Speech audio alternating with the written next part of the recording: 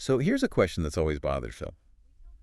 How does a Hollywood legend, David Carradine, I mean, Kung Fu, Kill Bill, globally famous, Huh. how does he end up dead, alone, in a hotel closet, Yeah, half-naked, hands tied? It's just a chilling image. it really is. But what takes it from just, a terrible tragedy to something much, much deeper, this real mystery, Yeah. is when you hear the FBI got quietly Just involved. exactly. What did they know? Was it just some kind of bizarre accident, or are we looking at something else entirely? That's the core question, isn't it? And that's what we're digging into today. We're going to take you through the frankly bizarre and horrifying details around his death.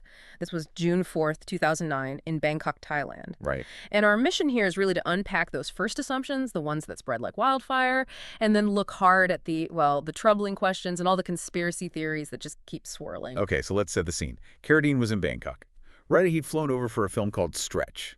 Not a big blockbuster or anything. No, a lower budget film. What? And the very next morning after arriving, June 4th, a hotel maid at the Swissôtel Lert Park Hotel, she goes into room 352 and finds him. And the scene she found was just grim. Absolutely grim. He was naked, hanging by a rope inside the closet, hands bound, and there was rope around his neck, but also around his genitals. It's an incredibly disturbing picture, and the immediate reaction, certainly in the press, was, what, suicide? Suicide was one theory floated immediately. The other, perhaps more specific one, was autoerotic asphyxiation. Can you just briefly explain what that is? Sure.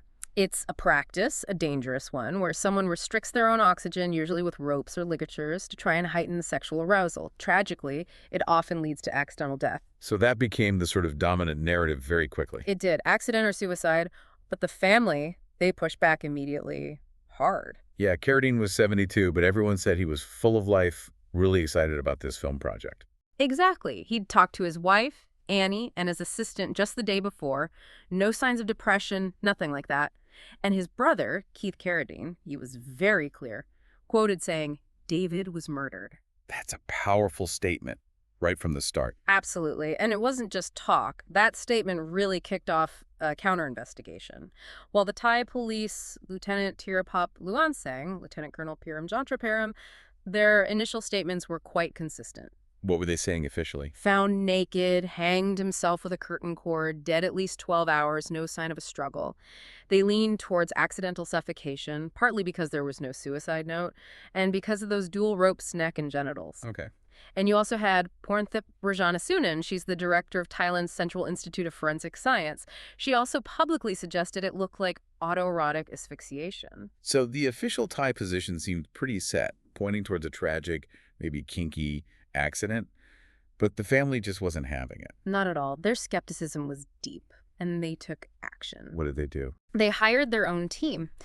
Private investigators, including, crucially, a former FBI agent who flew straight to Thailand. An FBI agent. Yeah, to conduct an independent look. And this is where the official story really starts to fray, Yeah. Especially when you look at the conflicting autopsy results. Right, the autopsies. The initial Thai one said, it would take a month for the results. Yeah, Though some police colonel apparently told Reuters right away asphyxiation was likely. correct. But then the family brought in Dr. Michael Baden. He's a very well-known, very respected forensic pathologist in the U.S. He did a second independent autopsy. And what did Baden find? He confirmed the cause of death was asphyxiation. No argument there. But here's the absolute key point. Dr. Baden stated that the way Carradine's body was bound, it allowed him to definitively rule out suicide. Rule out suicide. How? Yeah. Based just on the ropes. Exactly. That was his expert opinion. He looked at the complexity of the knots, how the ropes were arranged, Yeah. and concluded it just wasn't consistent with something someone could physically do to themselves. The implication being someone else had to be involved in tying those knots. Wow. Okay, that changes the entire picture, doesn't it? Fundamentally, it shifts the narrative completely. It's a prime example of how forensic interpretation can really pivot a case. So Baden says not suicide. And the family's investigator, the former FBI agent, what did they find at the scene itself in the hotel room? More unsettling details, or maybe unsettling lack of details. No fingerprints found in the room at all, except David Carradine's own. None. In a hotel room. None. No signs of drugs, no alcohol, no suicide note, which the Thai police also noted, but it takes on new significance if you're ruling out suicide. And what about those complex knots Baden mentioned? The agent also noted the knots didn't seem to match anything Carradine was known to be capable of in terms of rope tying or, specific techniques. So if someone else was potentially involved, as Baden suggested, wouldn't you expect their fingerprints? Or some trace? You absolutely would. The complete lack of any other trace evidence is highly suspicious. It either points to issues with how the scene was processed or maybe a very, very careful cleanup by someone. A cleanup. That leads us to another piece of this puzzle, right? The hotel security cameras. Yes, the CCTV footage, another major problem. What happened there? Well, the footage turned out to be mysteriously incomplete.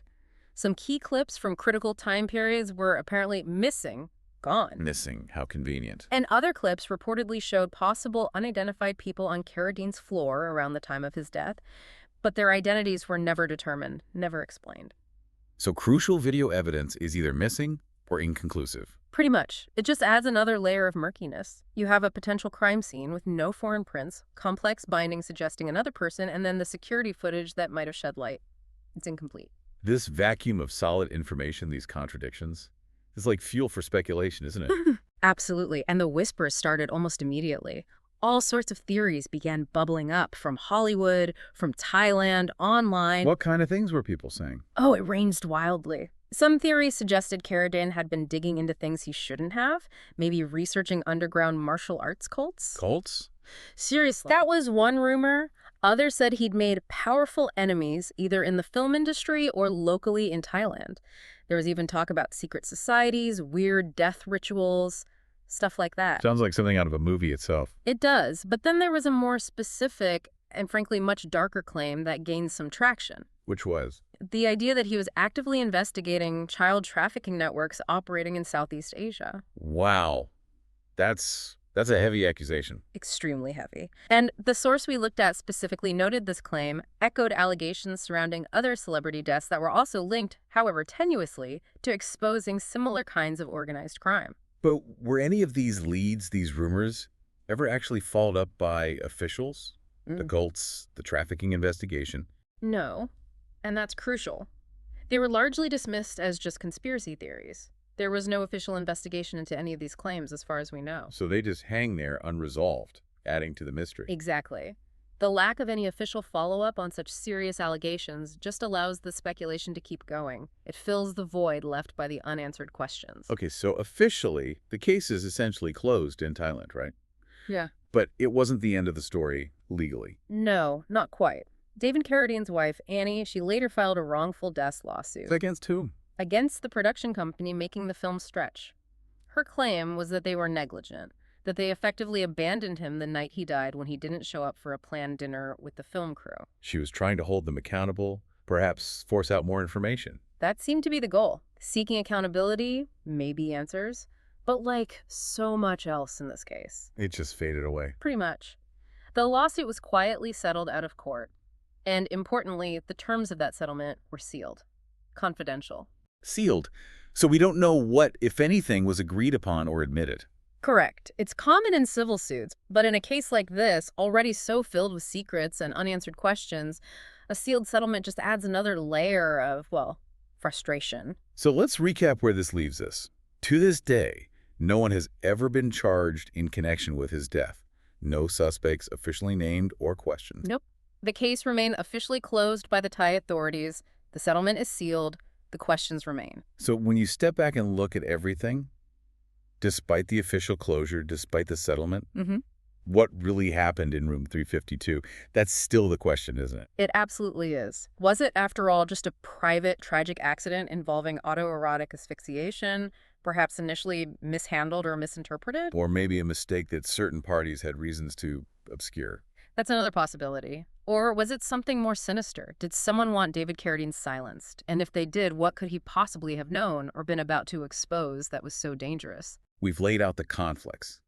The Thai findings versus Dr. Baden's explicit ruling out of suicide. The completely clean crime scene, no fingerprints but his own. The complex bindings. The, let's say, conveniently incomplete CCTV footage. And overlaying it all, the family's unwavering belief from day one that he was murdered. So we really encourage you, listening to this, to think about all these pieces.